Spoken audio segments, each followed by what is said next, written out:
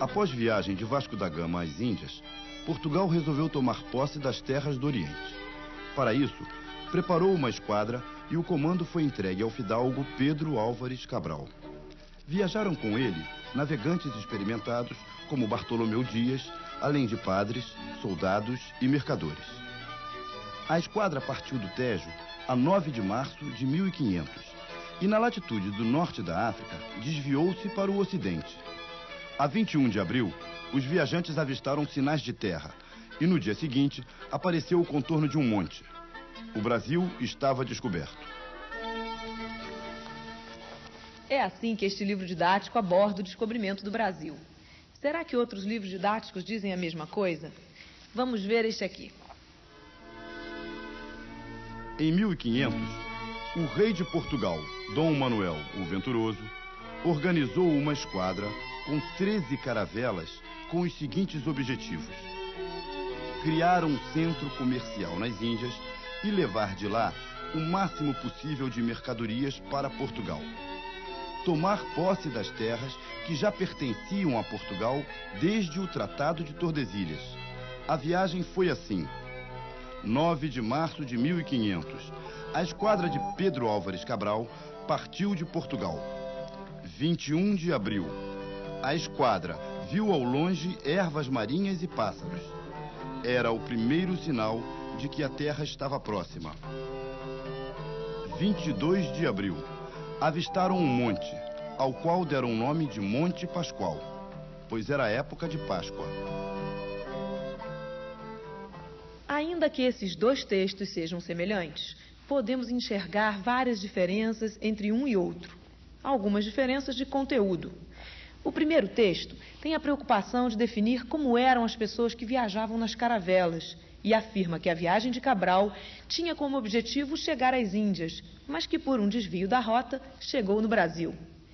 Já o segundo texto diz que a meta de Cabral não era apenas chegar às Índias, mas também ocupar as terras a que Portugal tinha direito no Novo Mundo. E dá informações mais detalhadas sobre os primeiros contatos dos navegadores com a terra descoberta. Em resumo, vemos nos dois livros a narração de um mesmo fato, tratado a partir de algumas informações diferentes. Mas as diferenças entre eles não se limitam a questões de conteúdo. Podemos encontrá-las também na forma como os textos estão redigidos. O primeiro tem o texto escrito numa narrativa linear, sem interrupções, enquanto o segundo apresenta uma estrutura dividida em itens. Como entender o fato de que livros didáticos tratando do mesmo assunto possam ter diferenças como estas? O primeiro livro mostrou o percurso que Cabral fez para chegar até o Brasil e o outro já narrou a história sem mostrar o caminho que eles percorreram. Cada um desses textos foi escrito por um autor. Cada um vê o mundo de um modo diferente. Sempre que alguém escreve sobre um tema qualquer, o faz de acordo com sua maneira de ver o mundo, de compreender o tema sobre o qual escreve. Autor de um texto é a pessoa que está por trás das palavras, do modo como as ideias estão distribuídas, da forma como o texto está organizado, ou como as imagens são elaboradas se for um pintor, um desenhista, um ilustrador.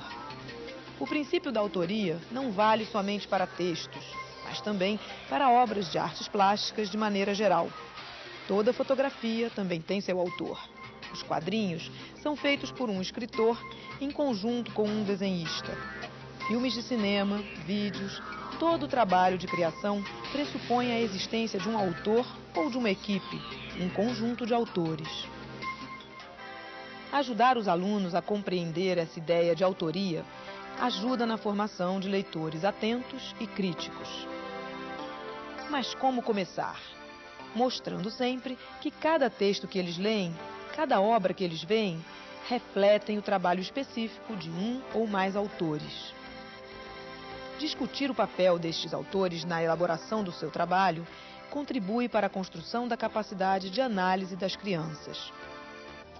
Crianças de primeiro grau ainda não possuem conhecimentos suficientes para terem autonomia de opinião sobre a qualidade dos textos que leem em sala de aula.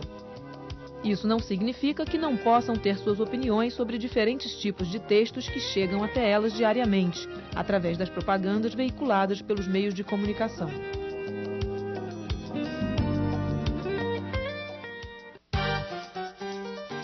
impossível pensar a paisagem urbana de hoje sem a infinidade de propagandas dos mais diversos tipos que tomou conta das cidades. Sem falar no rádio e na televisão. A propaganda tem sido criticada por vender imagens falsas, sobretudo de juventude e felicidade. Como no caso desse comercial de cigarros que anuncia um produto prejudicial à saúde, vendendo uma imagem de vigor físico e coragem. Porém, mesmo combatida e cada vez mais sujeita a leis que a impeçam de vender gato por lebre, a propaganda continua eficaz e se espalha por todos os lugares. E qual é a chave mestra da propaganda? É a frase, ou slogan, que define um produto de forma única e criativa e que fica gravada na memória das pessoas como o refrão de uma canção. A propaganda foi buscar na poesia os recursos que tornam uma frase inesquecível.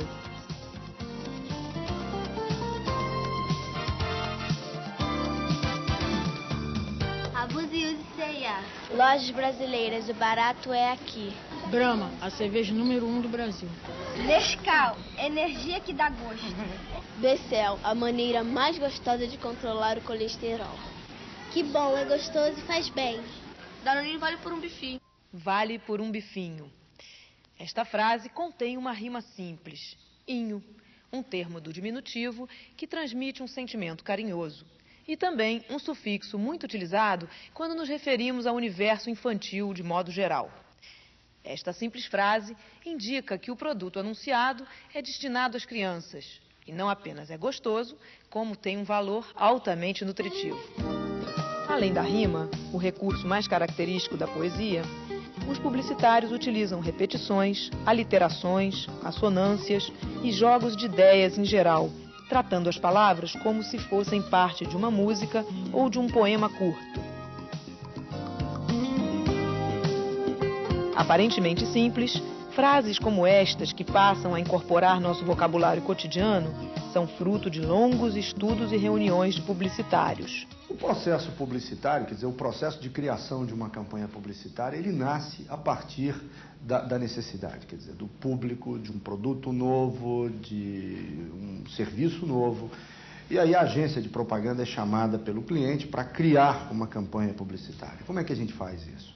O primeiro e principal ponto desse processo é entender do produto, é a pesquisa. Quer dizer, a gente precisa pesquisar o que é o produto, o que faz o produto, qual é o diferencial desse produto e depois a gente vai buscar no público, que a gente chama de público-alvo, qual é a visão desse público e qual é a sua percepção sobre esse produto. Então isso a gente chama de pesquisa. A partir do momento em que a gente sabe o que é o produto e o que o público pensa sobre esse produto, sobre esse serviço, a gente passa então a criar a campanha publicitária propriamente dita.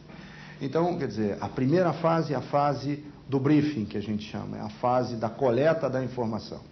A partir disso, o departamento de planejamento, criação e mídia da agência começam a trabalhar em conjunto para desenvolver a campanha.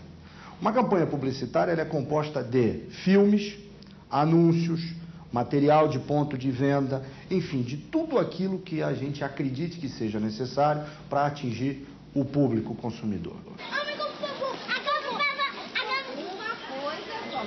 Crianças são extremamente sensíveis aos efeitos da publicidade. O próprio mercado percebeu que a criança pode determinar diversas compras feitas pela família. Por isso, tantos comerciais contêm crianças sorridentes, espertas e decididas. Não há quem resista, como diz o slogan.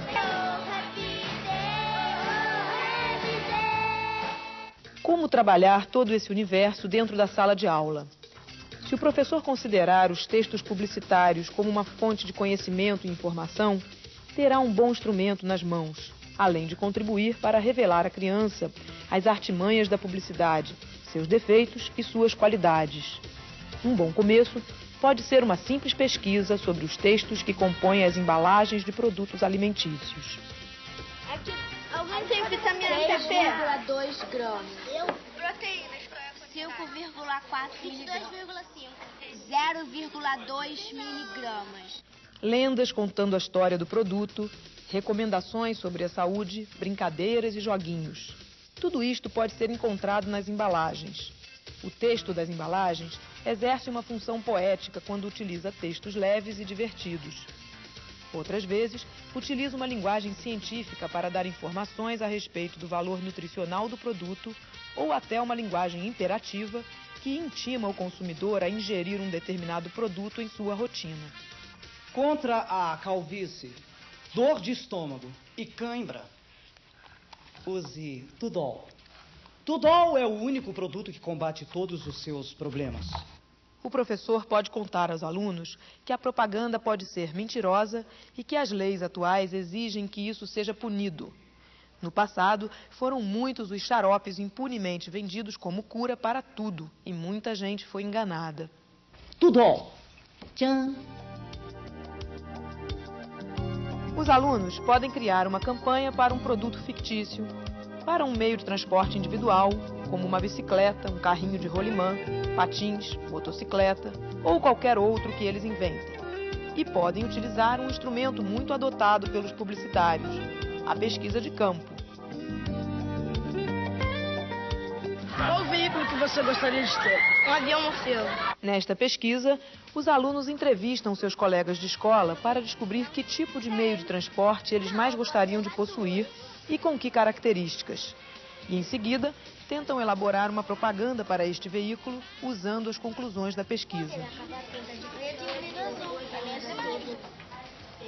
O texto publicitário oferece inúmeras possibilidades de trabalhar com os alunos as relações entre os textos escritos, seus autores e os significados que procuram transmitir.